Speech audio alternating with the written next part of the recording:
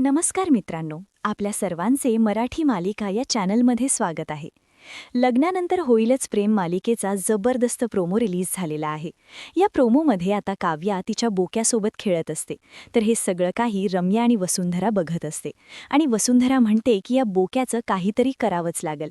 म्हणजेच काव्याच्या बोक्याला आता फाडून फेकून देण्याचा त्यांचा प्लॅन असतो. रम्या आता मोठी कात्री घेऊन आलेली असते आणि ती तिच्या बोक्याला फाडून टाकते. आता काव्याला तिचा बोक्या भेटत नसल्यामुळे ती घरात सगळीकडे त्याला शोधत असते आणि अचानकपणे त्यांच्यावर आता कापूस पडू लागतो. तर हे सगळं बघून काव्याला आता संशय येतो की हा कापूस तर बोक्यामधला आहे. तर इकडे वरतून कापूस फेकणाऱ्या रम्या आणि वसुंधरा आता हसू लागतात.